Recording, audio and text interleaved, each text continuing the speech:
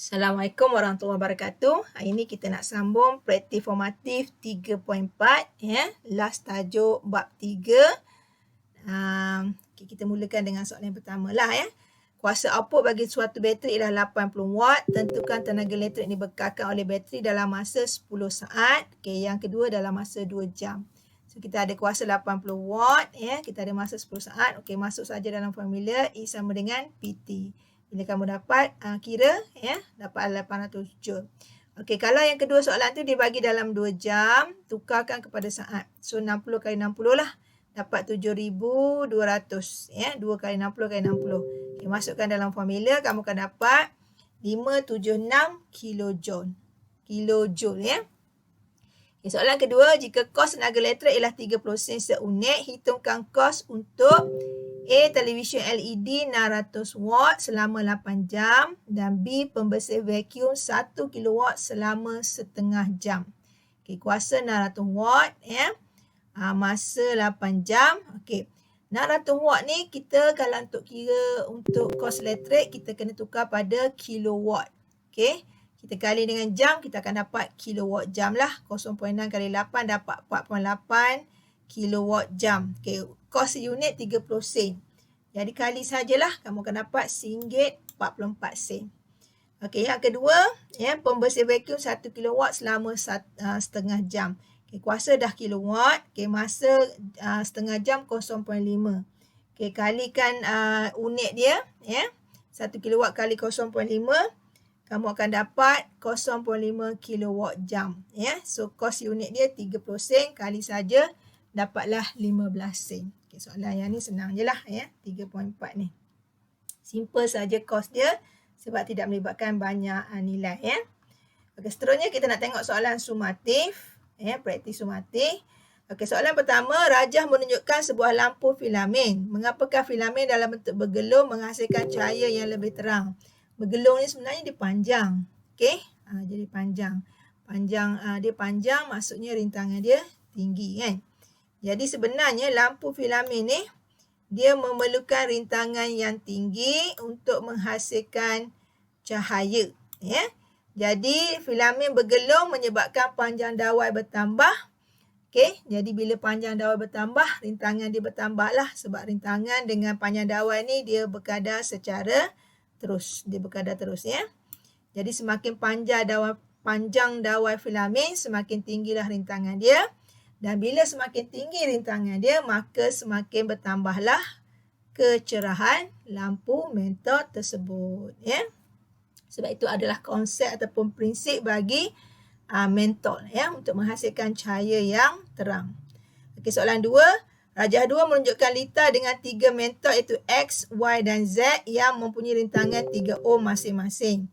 Jika switch S1, S2, S1 yang atas, S2 dan S3 kita tutup, hitungkan rintangan berkesan dalam litar bagi pertama, yang kedua arus yang ditunjukkan oleh ammeter, dan yang ketiga beza keupayaan merentasi mentol. Ini kiraan dia lah. Untuk kiraan yang pertama, rintangan berkesan maksudnya rintangan keseluruhan. So kita ada Y dan Z yang selari, and then dia bersiri dengan X. So kita selesaikan Y dengan Z dahulu. Kita akan dapat 1.5 ohm. Tambah sesiri yang X. Kamu dapat nilai dia 4.5 ohm. Itu yang pertama. Yang kedua dia nak arus yang ditunjukkan oleh ammeter. So kita punya bekalan kuasa kita ialah 6 volt. Kita dah ada maklumat. Rintangan berkesan 4.5. Masukkan dalam formula hukum ohm ya. I sama V per R. So kita dapatlah 1.33 ampere. Seterusnya kita nak beza keupayaan yang merentasi mentol X. Yang mentol ni ya. Jadi arus keseluruhan kita ada 1.33. Rintangan bagi X ya, 1 mentol 3 ohm. So masukkan dalam formula V sama IR, kita dapatlah 3.99 volt. Itu soalan yang kedua lah ya. 2A ya sebenarnya. Seterusnya, bandingkan kecerahan mentol X, Y dan Z bila semua switch ditutup lah. S1, S2 dan S3 ya. So bila kita tutup semuanya ya, mentol X akan menyala lebih cerah berbanding dengan mentol Y dan mentol Z. Mentol X yang menyala lebih terang ya. Okey, mentor Y menyala dengan kecerahan yang sama dengan mentor Z. Y dengan Z ni dia sama je. Tapi yang mana lebih terang ialah X. Ya. Y dengan Z ni dia share. Ya. Dia share arus sebenarnya. X ni dia tak share. Ya. Sebab tu dia lebih terang. Ya. Okey, seterusnya C jika switch S1 dan S2 saja ditutup. S1 dan S2 saja ditutup. Okay, yang ni sajalah yang dekat Y dengan Z ni. Ya. Hitungkan rintangan berkesan dalam lita. Arus yang ditunjukkan oleh emitter. Dan beza kepaya yang merentasi mentol X. S1 dan S2. Sorry, S1 ke atas dengan S2 ni je. Yang melalui Y je. Kalau S1 ni tak tutup, memang lita tak fungsi lah. Sebab dia yang utama ni S1 ni. S2 dan S3 ni dia boleh mana-mana satu je lah. Ya. Maknanya switch dekat yang utama dengan yang dekat Y sahaja. Okey, rintangan berkesan dia sesiri lah ni. Sebab X dengan Y ni bersiri. So, tambah saja 3 tambah 3 tambah 3, 6 ohm.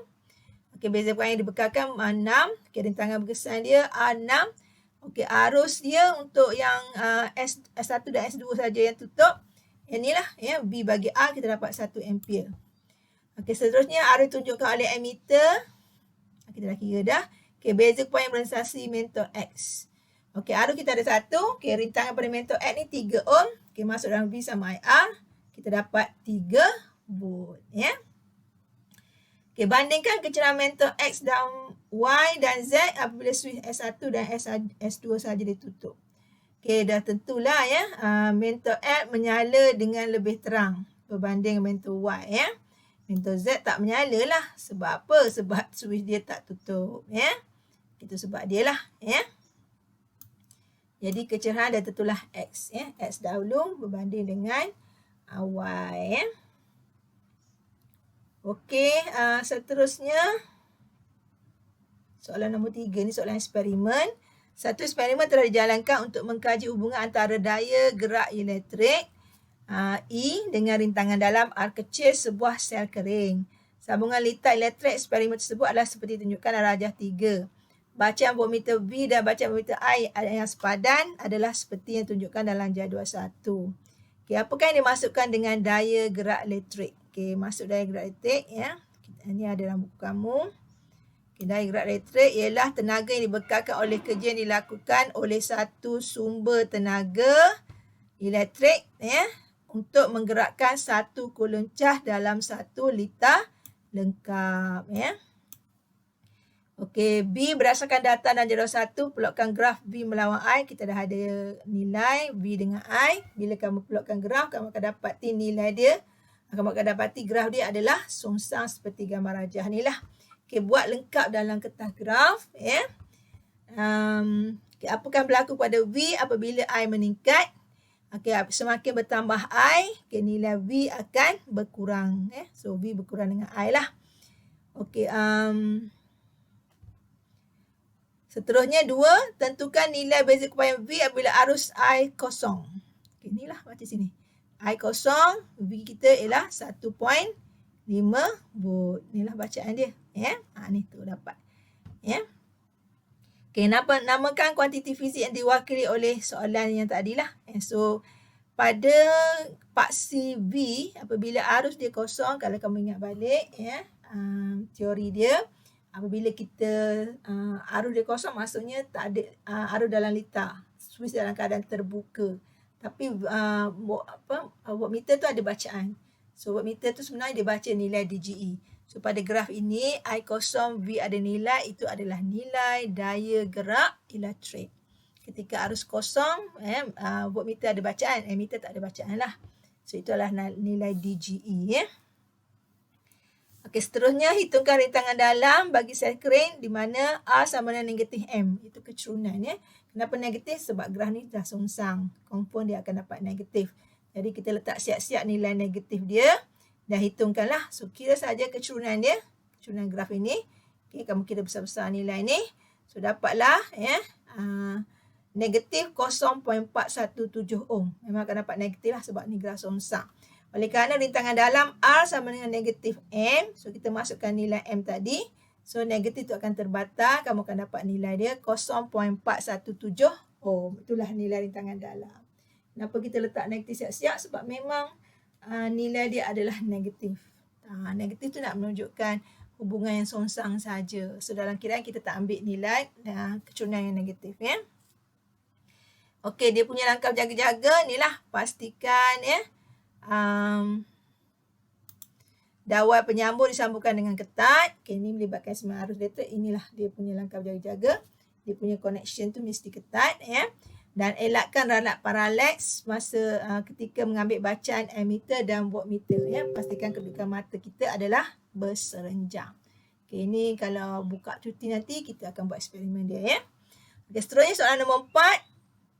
Menunjukkan satu litan digunakan untuk menyiasat hubungan antara rintangan R dengan panjang dawai L. Bagi dua jenis dawai berbeza tetapi punya diameter yang sama iaitu 0.508 mm. Ajar sebelah pula menunjukkan graf rintangan melawan panjang dawai ya. Bagi dawai pelambung dan juga dawai aluminium. Dua dawai kat sini ya.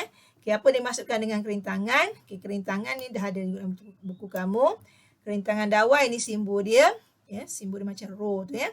Ialah satu ukuran bagi keupayaan konduktor untuk menentang pengaliran arus elektrik. Okay, ini maksud dia ada dalam buku kamu lah ya. Okay, saya boleh kecilkan sikit. So kamu boleh nampak dia punya slide. Okay, kerintangan dawai, rho ialah satu ukuran bagi keupayaan konduktor untuk menentang pengaliran arus elektrik ya. Okay, berdasarkan graf dalam 5, bandingkan kecurunan graf ya. Rajah 5 iaitu graf. Kecurangan kita boleh nampak pada bentuk graf, kita tahu dah ya. Yang atas ni dawai pelambung dia lebih besar lah berbanding dawai aluminium. So kerintangan samalah, kerintangan dawai pelambung dia lebih besar daripada dawai aluminium ya. Okey, seterusnya berdasarkan jawapan anda di part B, nyatakan hubungan antara kecurangan graf dengan kerintangan dawai. Okey, so hubungan dia semakin besar kecurunan graf, semakin besarlah kerintangan dawai ya. Maksudnya kecurunan graf ni dia bergadah secara langsung dengan kerintangan dawai. Okey, itu dia punya hubungan ya. Okey, seterusnya nombor 5, rajah 5 menunjukkan 4 jenis penggoreng elektrik ya. Ni F raya ni ya, A, B, C dan D. Dengan spesifikasi yang berbeza. Okay, kaji keempat-empat penggoreng elektrik itu dari segi aspek unsur pemanas, lilitan dawai unsur pemanas, bilangan bilah kipas dan fuse yang sesuai. Okay, ini soalan dia lah. Okay, apakah fungsi alat penggoreng elektrik? Okay, fungsi fuse ya. Fuse ni sebenarnya keselamatan lah. Ya, fuse tu dia akan melebur apabila arus yang masuk melaluinya melebihi nilai arus fuse. Seterusnya dia sebenarnya nak putuskan litar supaya komponen dalam tu tidak rosak lah. Ya. Okey, 2. Apakah maksud 240 volt 1500 watt yang dilabelkan pada setiap penggoreng elektrik? Okey, maksud dia ya, sebanyak 1500 joule tenaga ya, elektrik yang dijanakan setiap saat per saat apabila disambungkan kepada bekalan kuasa 240 volt.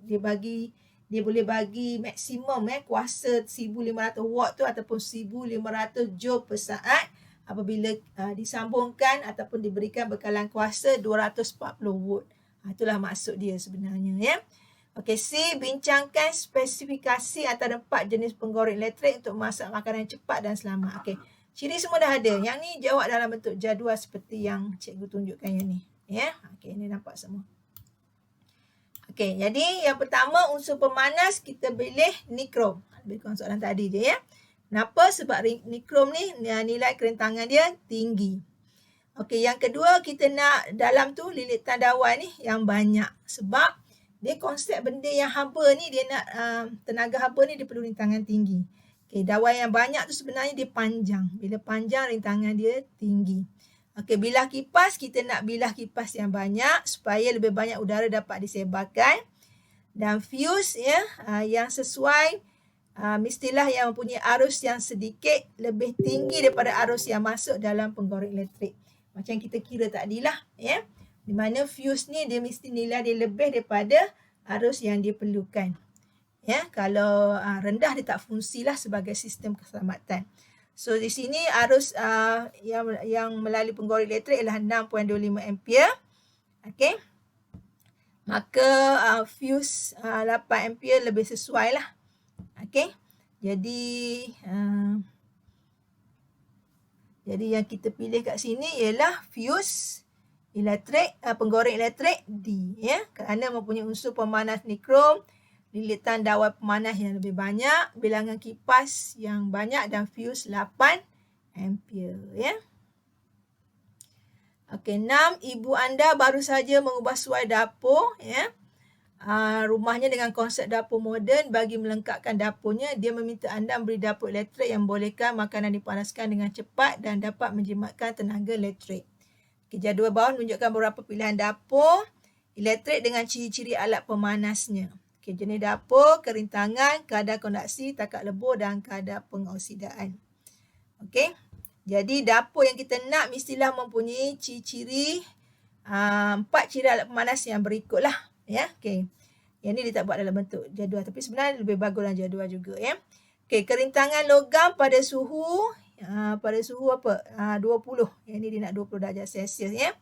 Adalah lebih tinggi. Mesti nilai tinggi. Ya, oleh itu dia tidak memerlukan dawai yang panjang untuk memperoleh nilai rintangan yang dikenaki supaya dapur cepat panas. Ya, nilai dia dah tinggi, jadi dawai tak perlu panjang sangatlah, ya. Okey, kadar kekondaksian haba adalah tinggi. Supaya dapur akan cepat panas, okey, takat lebur mestilah tinggilah. Supaya dia tahan panas, dapur panas tidak melebur dengan cepat pada suhu yang tinggi, ya. Dan kadar pengoksidan mestilah rendah. Ini dia bertindak balas udara, kan, supaya dia tak berkarat, kan. Jadi oleh itu dia tidak mudah berkarat dan tahan lebih lama. Sebab bila karat dia mudah rosak lah, ya.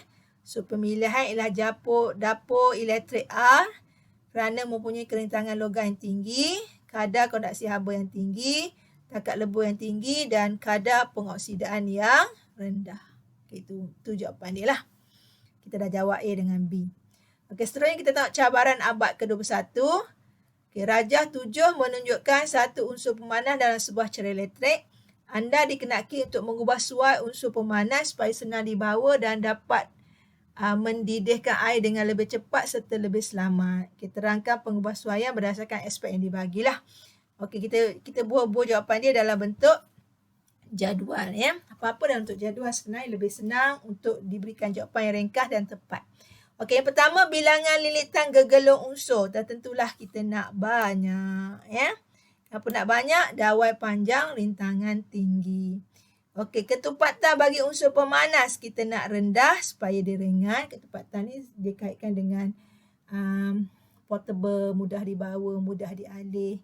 Ya, kaitkan dengan jisim dan sebagainya lah. Ya, kalau ketupatan tinggi maksudnya dia berat, lambat, sukar nak kita bawa, sukar nak dikendalikan. Okey, jadi ketupatan bahan unsur pemanas rendah supaya dia ringan.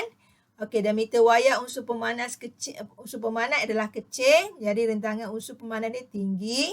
Okey, jenis bahan pemanas nikrom, okey, supaya kerintangan dia tinggi. Okay, ini adalah jawapan bagi soalan cabaran abad 21, tapi sebenarnya dia lebih pada soalan aplikasi konsep, ya.